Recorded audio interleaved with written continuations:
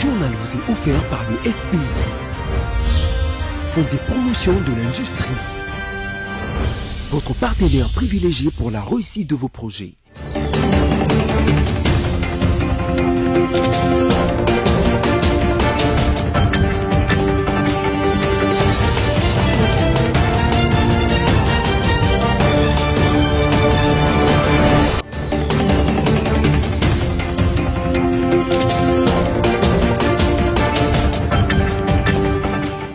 Heureuse de vous retrouver pour ce nouveau numéro de votre journal sur BNC Télévision.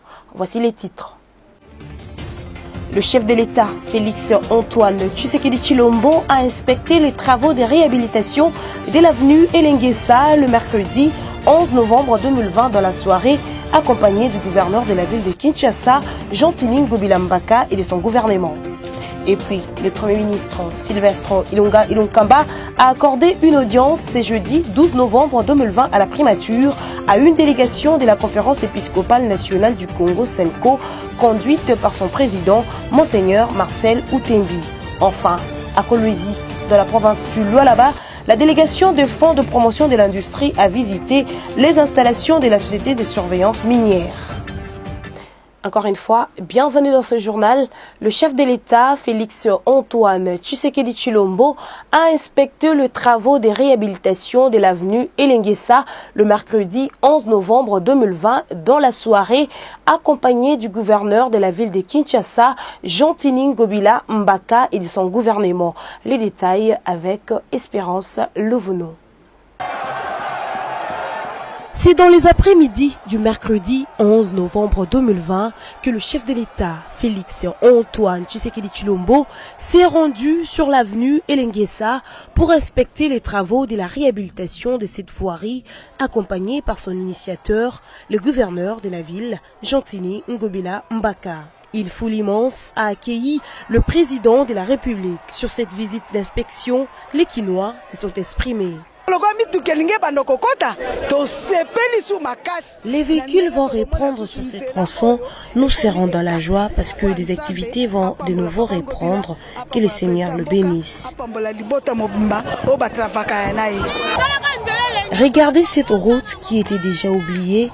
Papa Jean-Tini a donné de la valeur dans ces 4 communes, Ngirengiri, Kalamu, Makala, Bumbu, ce qui n'a jamais été fait auparavant. Je veux juste indiquer que depuis les décennies, ces travaux n'étaient pas finis. Mais aujourd'hui, Ngobila a fait en sorte qu'on arrive à ce stade. Il mérite des fleurs et la population de ces coins et d'autres Kinois doivent aussi l'aider à entretenir cette route. Notez que c'est sur fonds propres du gouvernement provincial que ces travaux sont initiés et pour encourager le premier citoyen de la ville que Félix Antoine Tshisekedi Tshilombo a visité cette route.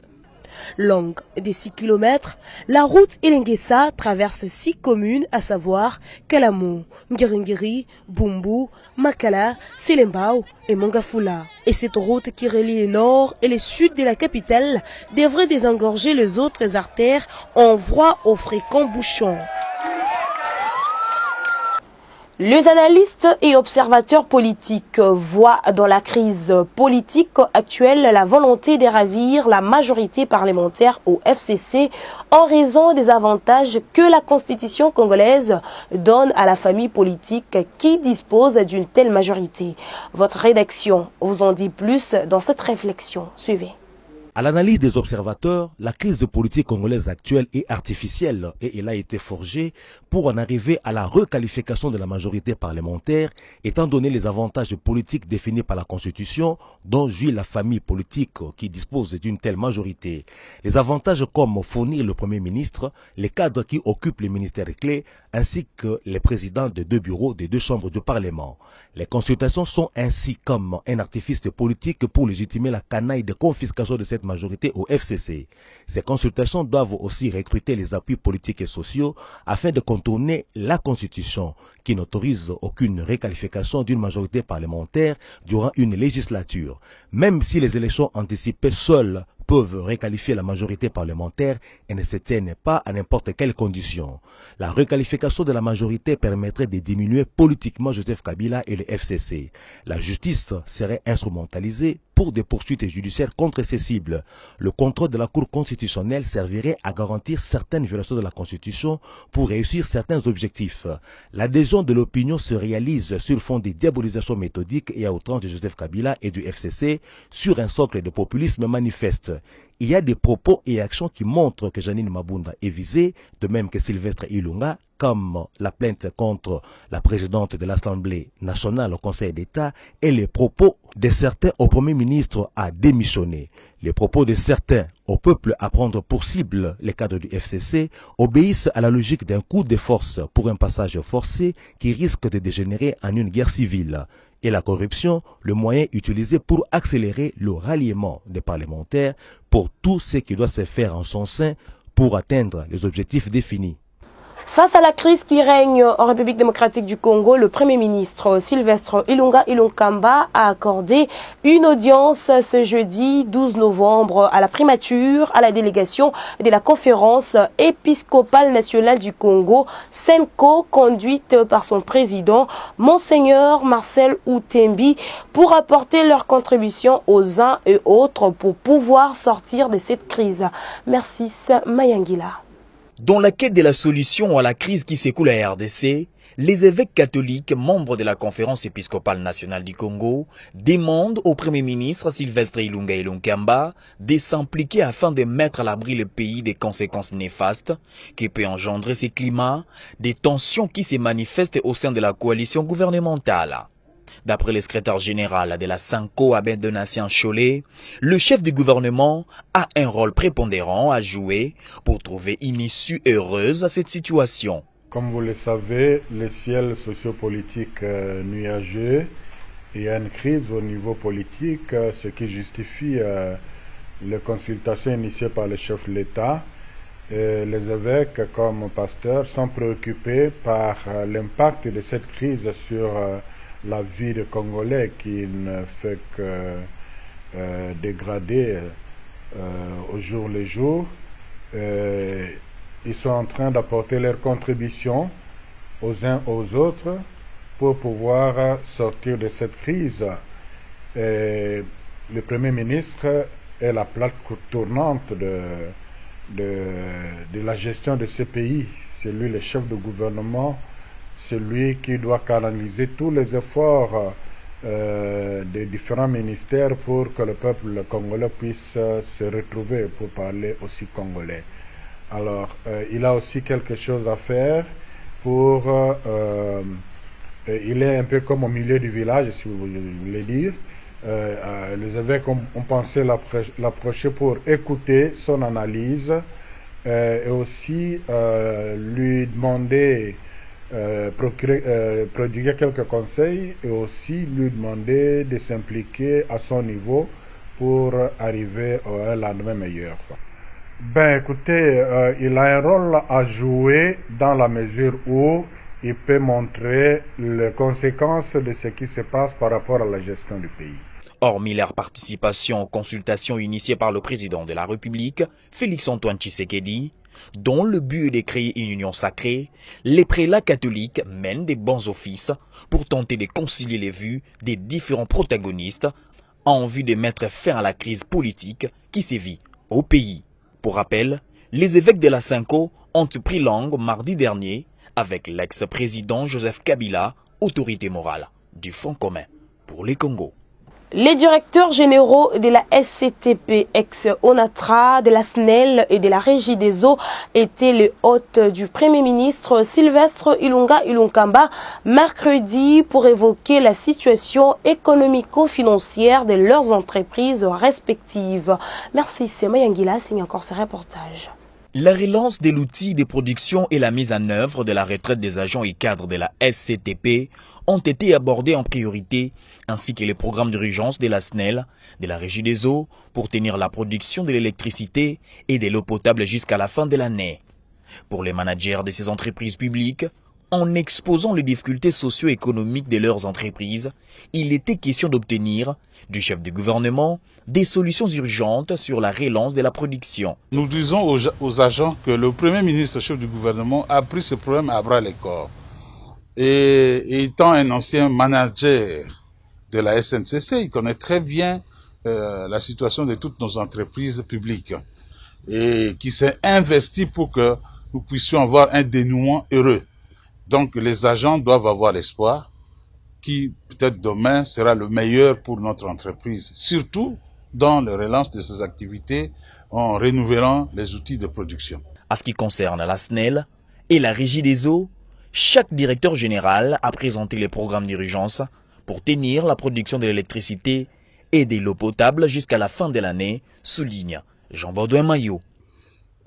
Tout le monde observe d'ailleurs quelques problèmes au niveau de la desserte en eau potable ainsi qu'en électricité. C'est dû aux difficultés d'approvisionnement et même au niveau des outils de production. Alors le Premier ministre m'a chargé de réunir les deux DG pour voir ce qui peut être fait le plus urgemment possible. Le tout pour permettre à la population congolaise dans son ensemble de fêter la fin de l'année avec de l'eau et de l'électricité. Au sujet d'un prétendu communiqué attribué au syndicat de la Régie des eaux, le DG Clément Moubiaï a démenti la rumeur qui circule sur les réseaux sociaux, faisant état de la coupure d'eau la semaine prochaine à Kinshasa. Mais je vous dis d'avance qu'il n'en est pas question. Il ne peut jamais avoir un seul instant dans l'esprit des responsables de la Régie des eaux qu'on envisage de fermer l'eau. Parce que nous savons bien que cette eau-là, ça vaut la vie. Notons que c'est pour la troisième fois que le chef de l'exécutif national vient de recevoir en séance de travail les directeurs généraux de la SCTP, de la SNEL et de la Régie des eaux. La réponse du ministre des Finances aux préoccupations des députés nationaux était très attendue en marge de l'examen et vote du projet de loi portant reddition des comptes exercice 2019 ce mercredi. Un budget qui a connu un dépassement exagéré de la présidence de la République. Liével Zolo pour le détail. Sele Yalagouli a regroupé en 17 points toutes les questions soulevées par l'ensemble des députés nationaux le mercredi. À cause de la Covid-19, les services du ministère des Finances n'ont pas collecté à temps les données à présenter dans le cadre de cette loi à l'Assemblée nationale. Voilà qui justifie ce retard, a-t-il indiqué. En ce qui concerne les dépassements budgétaires déplorés par les élus nationaux, Sele Yalagouli a indiqué que le budget 2019 a été exécuté en équilibre. Il a été fustigé également les dépenses non budgétisées. Il a situé ces dépenses dans un contexte politique particulier en soutenant que la loi est opposable à tous. Comme vous le savez, je me suis présenté aujourd'hui devant l'auguste Assemblée nationale pour présenter le projet de loi de reddition de comptes de l'exercice 2019. Comme je l'ai dit, c'est vrai que notre gouvernement est entré en exercice à partir du mois de septembre, mais au nom du principe de continuité, c'est un devoir qui nous incombe. Et donc c'est à ce titre-là que j'étais venu. Deuxièmement, vous le savez, le projet de loi de reddition de comptes qui doit rendre compte de ce qu'on a fait du dernier exercice clos est un impératif et une sorte de préalable avant de présenter le projet de loi des finances de l'exercice qui va venir, donc en l'occurrence 2021. Et donc je fais cet exercice avant que son Excellence Monsieur le Premier ministre vienne présenter le projet de loi de l'exercice 2021. Alors, les grandes lignes, disons que le budget 2019 a été exécuté pratiquement en équilibre, aussi bien en recettes qu'en dépenses. Il a été fustigé un certain nombre de dépenses importantes, donc des dépassements, voulais-je dire, donc importants, notamment liés à un certain nombre de projets qui ont été exécutés alors que non budgétisés, ou budgétisés mais exécutés à un niveau extrêmement élevé. Mais nous avons trouvé des réponses appropriées pour apporter aux élus du peuple. Et maintenant donc le projet passera au niveau de la commission économique et financière pour que les différentes sous-commissions puisse les examiner durant un délai de 7 jours qui a été imparti par le bureau. Et donc nous sommes à disposition de la commission ECOFIN pour rencontrer les questions spécifiques et techniques qui seront posées dans ce cadre-là. Et c'est le respect. Comme vous le savez, j'ai commencé ma réponse en disant que j'étais d'accord avec une convergence sur un certain nombre de convictions. Le budget, c'est une loi. Quand il quitte le gouvernement, il s'appelle budget. Mais quand il franchit les 2 chambres des parlements, ça s'appelle loi des finances. Et une loi est opposable à tout le monde. Donc il faut respecter le niveau de crédit budgétaire imparti en dépenses, mais également respecter les niveaux d'assignation des recettes impartis au niveau de régie financière. Donc c'est question que chacun se mette dans une dynamique de respect de ce qui est voté et qui a valeur légale. Risque de trouver des secteurs qui ont été budgétisés et qui sont négligés dans le cadre de l'exécution du budget, parce que si certains secteurs ont surconsommé, ça prive d'autres secteurs des ressources nécessaires. Rappelons que le ministre Sele Yalagouli, qui n'était pas encore en fonction en 2019, est venu s'expliquer suivant les principes de la continuité du fonctionnement de l'État. La plénière a finalement adopté ce projet de loi en l'envoyant à la commission ad hoc pour le toilettage. Le ministre des Finances, Sele Yalagouli, saisit le procureur général près la cour d'appel de Kinshasa-Gombe pour porter plainte contre Augustin Kabouya, secrétaire général de l'UDPS, aux causes de diffamation. Nous y reviendrons. Mercredi 11 novembre 2020, le bulletin quotidien du comité multisectoriel de la riposte à la pandémie de Covid-19 en République démocratique du Congo a indiqué que 36 nouveaux cas confirmés, dont 32 à Kinshasa, la capitale, 2 dans le Haut-Katanga et 2 au Sud Kivu. Plus de détails avec Christelle Guenda. Depuis le début de l'épidémie déclarée le 10 mars 2020, l'équipe de la riposte dresse pour le mercredi 13 novembre 2020 un tableau clinique indiquant 36 nouveaux cas confirmés, 32 à Kinshasa, 2 dans le Haut-Katanga et 2 au Sud Kivu, 296 échantillons testés, 2 nouveaux décès de cas confirmés dans les centres de traitement. 20 nouvelles personnes sorties guéries des centres de traitement Covid-19 et du lot des patients suivis à domicile, dont 16 au Nord Kivu et 4 à Kinshasa.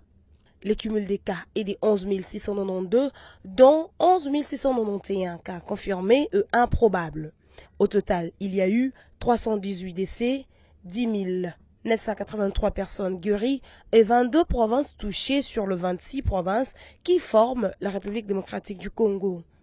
Notez que le test Covid-19 est gratuit pour tout le monde en République démocratique du Congo. Cependant, pour des voyageurs, il est payant à $30 américains.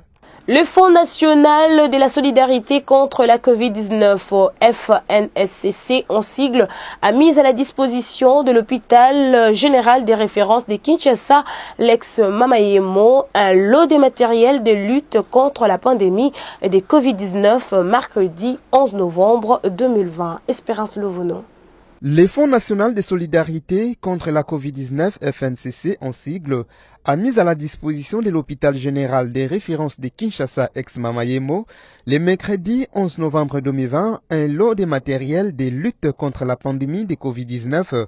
Il s'agit notamment de 25 articles parmi lesquels des respirateurs, les concentrateurs d'oxygène, les bonbonnes, les tentomètres électroniques, verres, cuillères, assiettes qui ont été réceptionnées par le médecin directeur Colin Ngobila Mbaka. Bien avant, le coordonnateur du FNCC a affirmé que la remise de ces matériels est la réalisation d'une promesse de son institution faite il y a quelques mois. Ce geste est significatif car ceci renforce la sensibilité de la résilience de l'hôpital général qui va recevoir non seulement les malades de Covid-19 mais aussi les malades ordinaires. Signalons que le matériel de lutte contre la Covid-19 mis à la disposition de l'hôpital général de Kinshasa a été acheté sur base d'une liste établie par cet établissement sanitaire. La pandémie de la Covid-19 dure depuis bientôt une année et manifeste les allures d'une endémie puisqu'on n'a pas encore réussi jusqu'ici à l'éradiquer. Qu'est-ce que les uns et les autres doivent faire dans ces cas? Samy Bosongo essaie de répondre à la question dans cette réflexion de votre rédaction. Bientôt, la pandémie de la pneumopathie à Covid-19 va totaliser une année depuis son apparition. À compter de décembre 2019, cette pandémie a envahi la majorité des pays du monde, constituant ce qu'on a appelé la première vague de contamination. Au début de cette première vague, c'était la psychose quasi générale dans le monde, au point que bien des pays ont levé des mesures pour contenir la progression de la maladie avec l'espoir d'éradiquer la pandémie. La panique a poussé au début les citoyens du monde à respecter avec sérieux les gestes barrières et l'économie de la planète en a reçu un cinglant coup, au point que tous les secteurs de la vie internationale ont été touchés.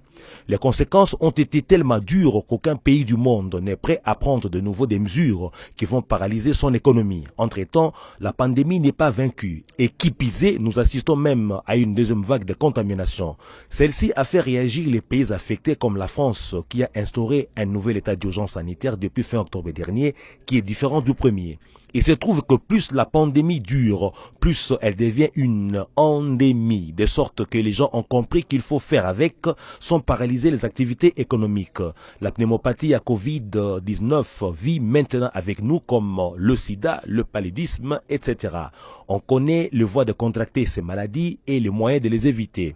Puisque la pneumopathie à Covid-19 se transforme en une endémie, montrons-nous logiques et conséquents, en pratiquant les conseils des experts qui aident à ne pas contracter la maladie et veillons à ce que le nombre de cas confirmés, qui a beaucoup baissé, ne flambe de nouveau en RDC. De même que nous avons appris à vivre avec le paludisme, le sida et les autres maladies endémiques, de même apprenons à vivre avec la pneumopathie à Covid-19 en respectant les gestes barrières pour se protéger, protéger les autres et éviter la prise par les autorités des mesures qui risqueraient de faire connaître à la RDC une crise plus grande que celle qu'elle connaît à ces jours et que personne ne pourra supporter.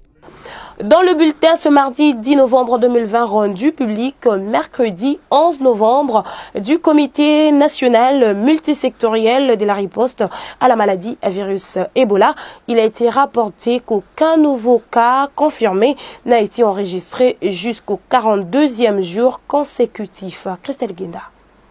42e jour consécutif sans l'apparition de nouveaux cas confirmés. Le dernier cas était confirmé le 28 septembre 2020, le deuxième test du dernier cas confirmé, pris en charge dans les centres de traitement, était révélé négatif au virus Ebola. Il s'y est de noter que, depuis les débuts de l'épidémie, 13 sur 18 zones de santé et 41 sur 284 heures de santé sont affectées et qu'aucune zone de santé n'est actuellement active. Le cumul des cas confirmés est probable parmi les agents de santé, 103 cas confirmés et improbables. On rappelle, depuis le début de l'épidémie, déclaré le 1er juin 2020, le cumul des cas est de 130, dont 119 confirmés et 11 probables. Au total, il y a eu 55 décès, 44 confirmés, 11 probables et 75 vainqueurs de la maladie à virus Ebola.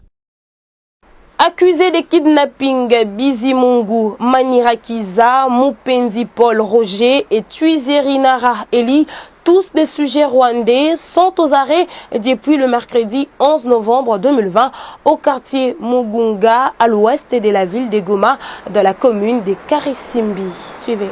Nous sommes au quartier Munganga, à l'ouest de la ville de Goma, dans la commune de Karisimi, mercredi 11 novembre dernier, où il y a eu arrestation de Bizimungu Manirakiza, Mupendi Paul, Roger, Tuezerimara, Eli, tous sujets rwandais accusés de kidnapping. 3 personnes dans ces quartiers de la ville touristique, dont un pasteur, un cultivateur et un éleveur, il y a déjà 1 mois, ont été enlevés par ces délinquants. Selon les informations, ces 3 présumés kidnappeurs ont été arrêtés dans les domiciles d'une certaine Voise et Thérèse, résidant à Munganga, chez qui ces hors-la-loi ont reconnu avoir passé la nuit.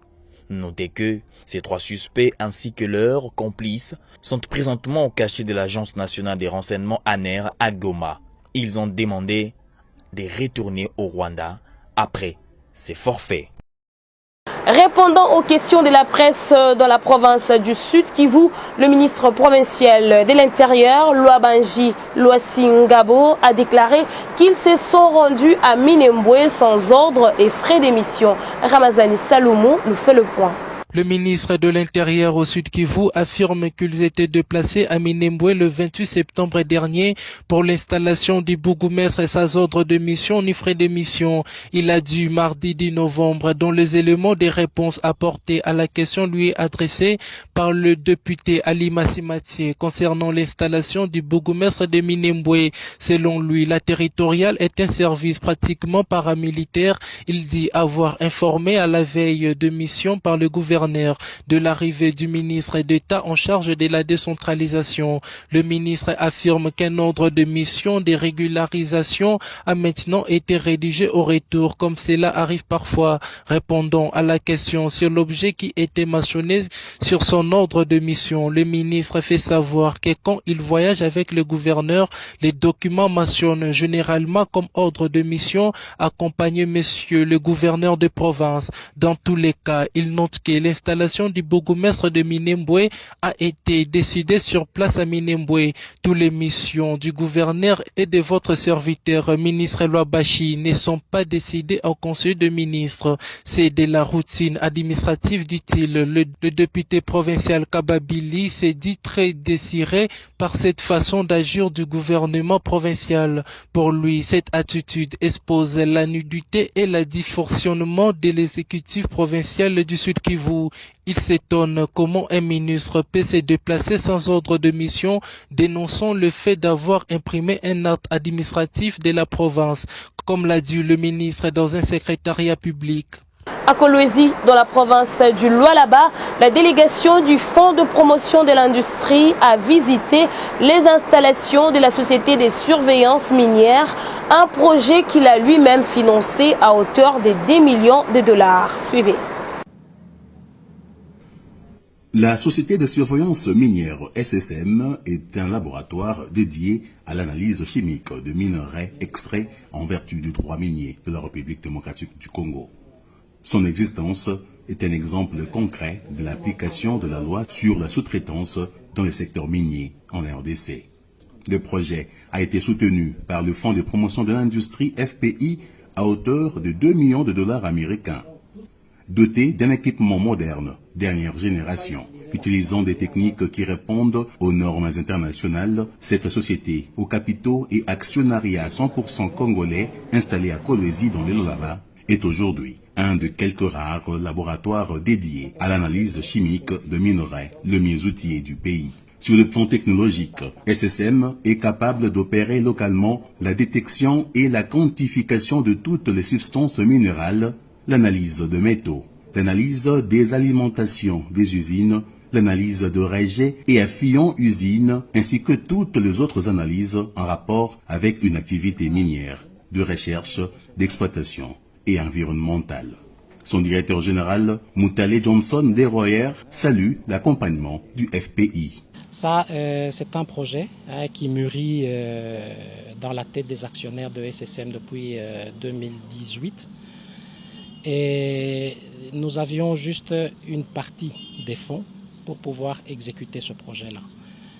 Et nous avons songé à recourir à l'assistance du FPI qui encadre tous les opérateurs qui veulent développer des projets en République démocratique du Congo. Alors nous nous sommes adressés au FPI. Après l'étude de notre projet, il a été retenu et accepté. Et le FPI a financé tout ce qui est équipement du laboratoire. Donc toute la partie construction, bâtiment, etc., ça c'est en financement propre, mais l'équipement du laboratoire, c'est le FPI qui l'a financé. Le FPI est réel. Nous-mêmes au début, on entendait parler du FPI, on en entendait parler, mais quand nous avons approché le FPI, nous étions d'abord très surpris de l'accueil qui nous a été réservé. Et il n'y a même pas beaucoup de conditionnalités posées par le FPI. Vous devez juste être une société légalement établie et vous soumettez un projet qui est viable et le FPI a des experts. Une fois que ce projet-là est accepté et approuvé au FPI, le financement ne pose aucun problème. Aucun problème. Nous, notre projet a été reçu, il a été analysé et il a été validé. Et le financement a suivi presque immédiatement. Le FPI est un organisme, est un fonds qui est réel et qui aide véritablement les promoteurs en République démocratique du Congo. Et du côté FPI, on se réjouit d'avoir participé à doter le pays d'un outil aussi important qui contribue efficacement au contrôle des produits miniers destinés à l'exportation. Charles Biladi est le directeur des études au FPI. Les impressions sont très bonnes parce que nous avons en fait une visite d'inspection d'un financement que nous avons donné à cette entreprise et nous avons pu constater que le programme d'investissement qui a été convenu entre nous et SSM a été respecté. Nous avons constaté que les équipements qu'ils ont acquis sont tout à fait performants et que l'aménagement de laboratoire a été fait de façon tout à fait professionnelle et conforme aux standards. Et de ce point de vue, nous sommes très satisfaits du travail qui a été fait puisqu'il s'agit en fait de compléter la chaîne de valeur de la filière minière. Et le travail qu'ils feront est extrêmement important pour avoir une évaluation correcte de la teneur des métaux, des minéraux qui sont extraits dans la province et même ailleurs. En effet, la société de surveillance minière SSM a une capacité installée capable de traiter plus de 500 échantillons par jour. L'opérationnalisation de ce laboratoire moderne, nouvellement acquis, a été ralentie à la suite aux effets néfastes dus à la Covid-19, nous a signifié son directeur général. Comme vous avez vu, le laboratoire, il est fin prêt. Nous pouvons démarrer même maintenant, si vous voulez. Mais les effets de la Covid-19 ont eu un impact très négatif sur l'impact économique, enfin le tissu économique, non seulement du secteur, mais pratiquement de toute la République. Avec la Covid-19, il n'y a rien qui se passe pour le moment. Et nous pensons que dans un avenir très proche, les conditions vont changer et que nous pourrons finalement ouvrir le laboratoire qui, lui, est prêt. Il est prêt depuis pratiquement 2 mois maintenant.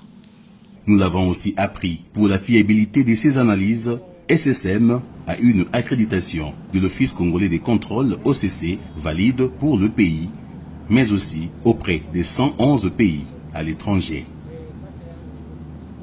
C'est à 48 heures qu'il va se jouer l'acte 1 de la double confrontation entre la RDC et l'Angola dans le cadre des éliminatoires de la CAN Cameroun 2022.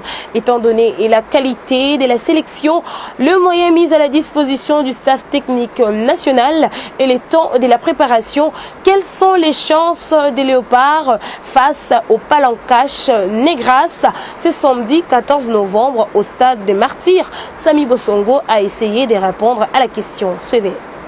Après les 2 premières journées des éliminatoires de la CAN Cameroun 2022, la RDC et l'Angola, qui s'affrontent ce samedi 14 novembre au stade de Martyrs à Kinshasa, sont les mal classés du groupe D, occupant respectivement la 3e et la 4e place, synonyme d'une non-qualification pour la phase finale. En revanche, les 2 sélections auront à cœur de se relancer chacune et ne jurent que par une victoire, ce qui veut dire que les Palancash Negras ne viendront pas se donner en pâture aux Léopards. Par conséquent, ceux-ci sont obligés d'être à la hauteur du défi et de l'enjeu pour espérer croquer les Palancash Negras. Outre ce défi, il y a aussi celui personnel de Christian Sengi, le sélectionneur national, qui attend grappiller sa première victoire avec les Léopards A. Quelles sont dans ces perspectives les chances des Congolais face aux Angolais pour le match en vue? La RDC a-t-elle les moyens de son ambition à ces jours? L'effort de répondre à ces interrogations nous conduit à procéder à l'évaluation au ras de la qualité de la sélection, des moyens donnés à la direction technique de la sélection et du temps de la préparation. Au sujet de la qualité de la sélection, les professionnels, parmi qui Gaël Kakuta, l'un des meilleurs joueurs de la Ligue 1 française, ont déclaré forfait, au point que Christian Sengi s'est rabattu sur les réservistes et les repêchés. Concernant le temps de la préparation, les perspectives ne sont pas non plus rassurantes pour la RDC, en dépit de rencontres amicales livrées en octobre dernier au Maroc. Non seulement la liste est sortie tard, mais aussi les rassemblements qui risquent d'aller jusqu'à la veille du match, puisque Cédric Bakambu n'est déjà pas arrivé au Safari Beach, lieu du rassemblement à Kinshasa. En somme, les léopards n'auront pas bénéficié des conditions optimales ou les meilleures des préparations. Encore une fois, les Congolais devront compter sur la chance ou la main des dieux. Le pronostic reste difficile, même si les Congolais souhaitent la victoire à leur 11 nationale au dernier coup de sifflet de l'arbitre du match. Place à présent à la revue de presse rendue par Josué Kalamba.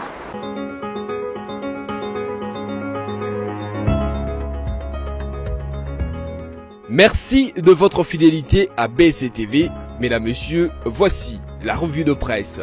L'agence congolaise de presse titre « Le peuple autochtone salue l'adoption de la loi sur la promotion et protection de leurs droits ».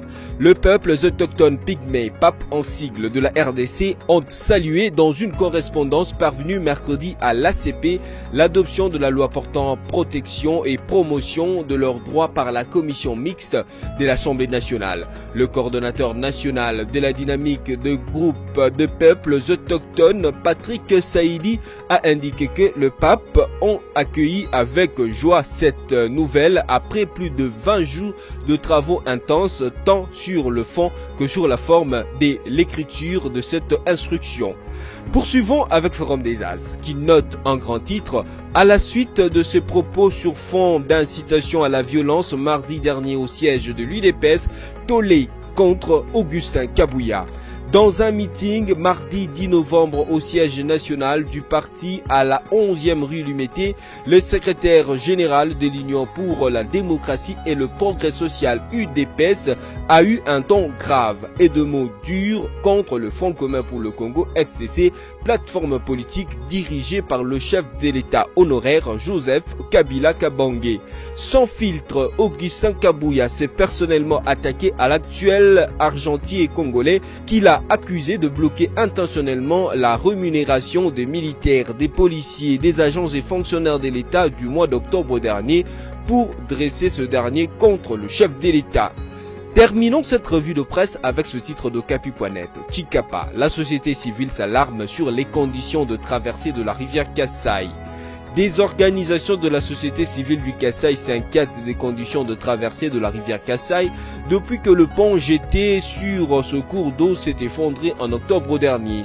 Tous les matins, employés, commerçants, élèves et étudiants habitant la commune de Calais sont obligés de trouver un moyen pour traverser la rivière Kassai et se rendre au centre-ville. Selon le secrétaire exécutif du cadre de concertation de la société civile de Chikapa et d'Imbongue, les habitants de la ville qui doivent se déplacer d'une rive à l'autre de la rivière sont obligés d'utiliser des pirogues, ce qui pose des problèmes de sécurité notamment pour les enfants. C'est tout pour cette revue de presse. Merci à vous de l'avoir suivi.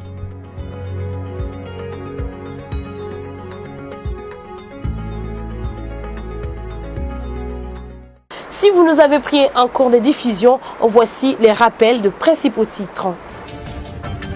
Le chef de l'État, Félix Antoine Tshisekedi Tshilombo, a inspecté les travaux de réhabilitation de l'avenue Elengesa le mercredi 11 novembre 2020 dans la soirée, accompagné du gouverneur de la ville de Kinshasa, Jean-Tining Gobilambaka, et de son gouvernement.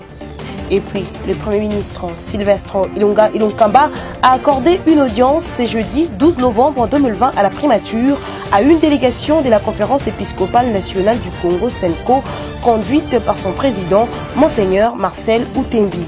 Enfin, à Kolwezi, dans la province du Lualaba, la délégation des fonds de promotion de l'industrie a visité les installations de la société de surveillance minière.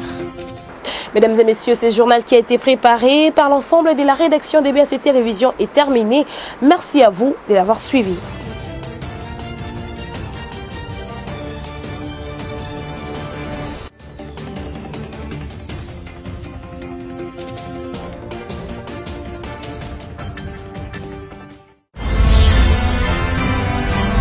Ce journal vous a été offert par le FPI, Fonds de promotion de l'industrie.